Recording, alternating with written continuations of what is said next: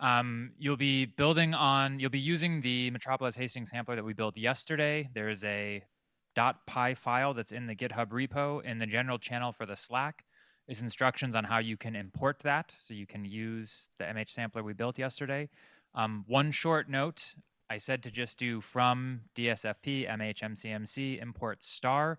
Generally speaking, that's a bad idea. Just don't import star. If you're curious about it, ask me about it, but I won't take everyone else's time to explain that right now. Thanks. All right, we're approaching our lunch break here, so I think we'll take a moment now. If I could just get everybody's attention up towards the front. Megan's gonna walk us all through the solutions to the notebook. Okay. All right.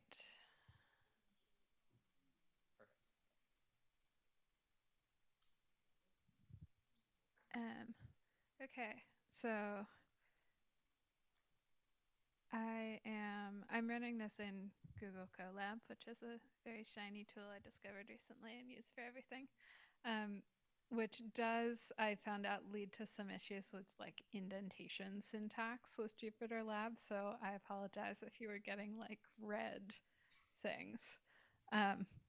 But anyway, I'll just go through quickly some solutions. I don't guarantee that I got like the best possible solutions to these problems because, as you probably learned, these MCMC can be really sensitive to exactly where you start it and exactly what your sort of step size or covariance scaling on the sampler is.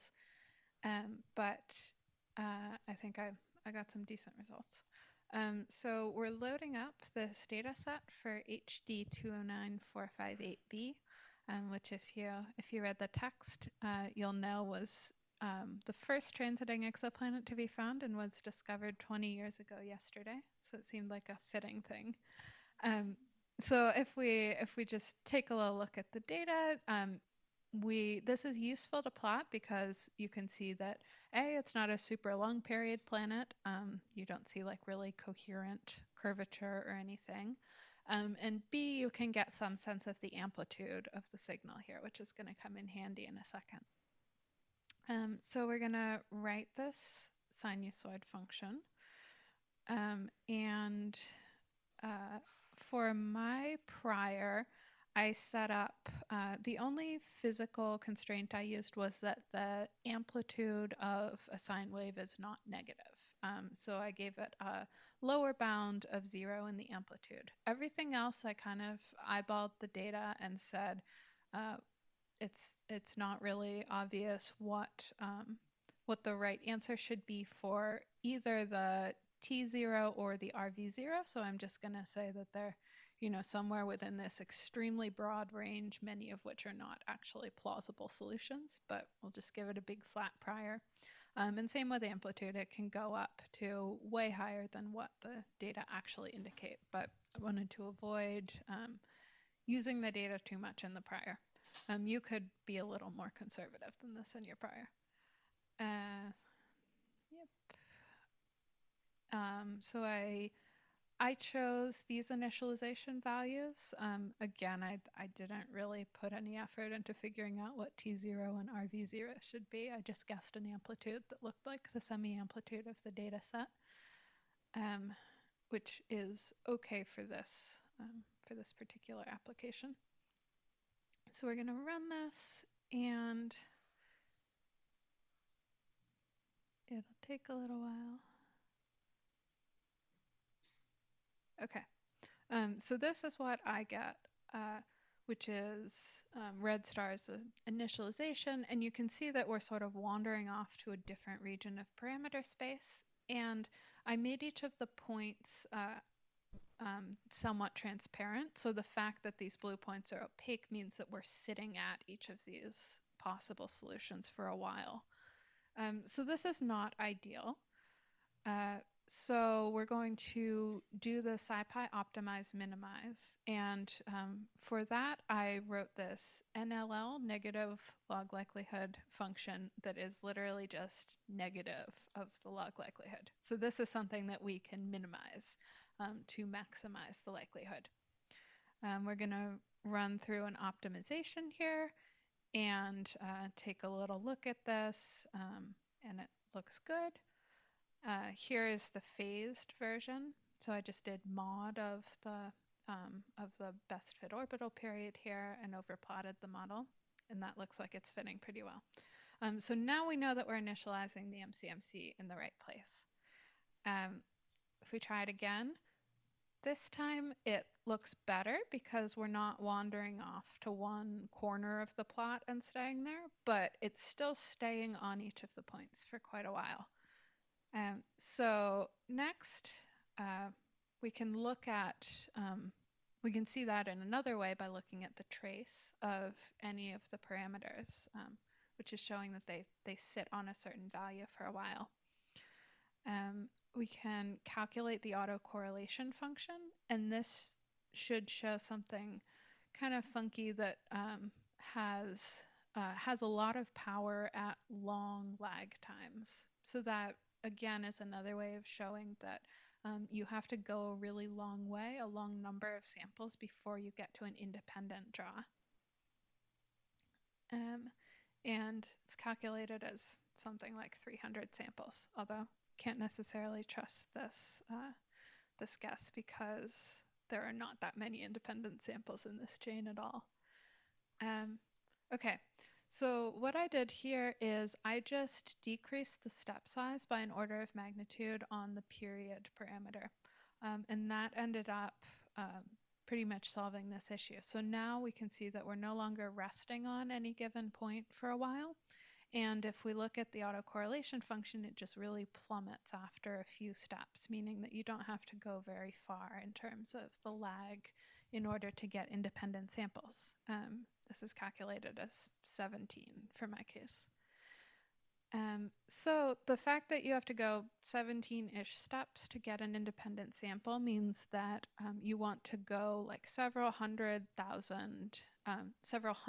2,000. You might also want to go several 100,000 steps times the correlation length to get the steps. So I just ran this for a while and plot the outcome, and we are finally getting a nice PDF here.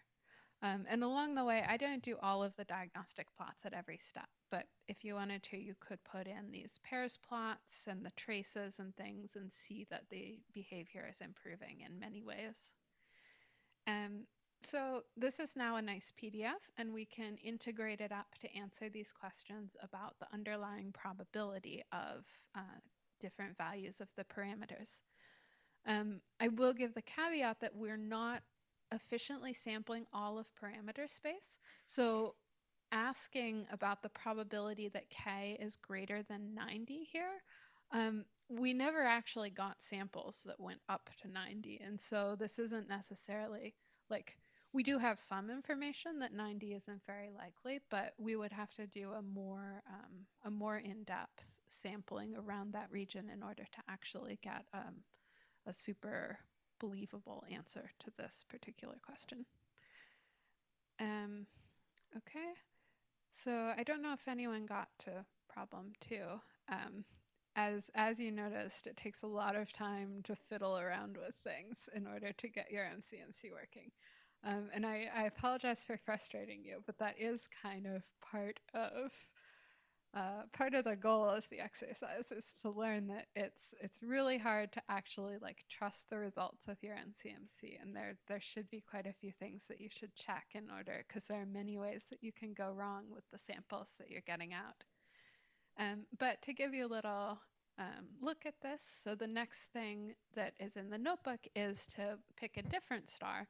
This is a star with a very eccentric planet. So this one has a period of about 100 days. If I phase it up to that, it looks like this. So we can no longer use a sine wave. Now we have to put in a Keplerian. And so I gave you some functions in the notebook to get model predictions for a Keplerian orbit. And now we've increased the number of free parameters, and we've added some free parameters that are a little tricky to sample. So we now have eccentricity and an angle, the argument of periastron, that tells you what phase of the orbit is the passage closest to the star happening. And so these two parameters are very highly correlated with each other. They're also, omega is especially hard to sample because it is an angle. And when we write the priors, which we'll do down here, um, there is a physical prior on omega, which is that it should be between 0 and 2 pi, or between negative pi and pi. But we know that it should kind of wrap around from that, and it's hard to give a flat prior that does that. So for that reason, we're going to have pretty inefficient sampling in this chain, because we'll end up being like trapped near one edge of the prior without the ability to flip over around to the other edge the way that we might like to. So for a couple of reasons, this is going to be an even more inefficient way of doing things. So here I just kind of fit by eye a little bit some good starting parameters for this. And I tried running naively, and you can see that there are really long correlation lengths here. We don't even have enough independent samples to make a good corner plot. But you can see that there are strong correlations between many different things just from the few points that you have. So finally, we can reparameterize this. There's a paper that suggests changing eccentricity and omega to be E cosine omega and E sine omega as the two free parameters. And this gets rid of some of the covariance, and it also gets rid of this discontinuous issue with the angle. So if we change that and rerun it, we actually get pretty nice behavior. And we're able to get, again, I didn't run this for long enough to get really beautiful corner plots because it would take a while. But we can start to see that we are getting decent constraints on things. And that was the end of the exercises.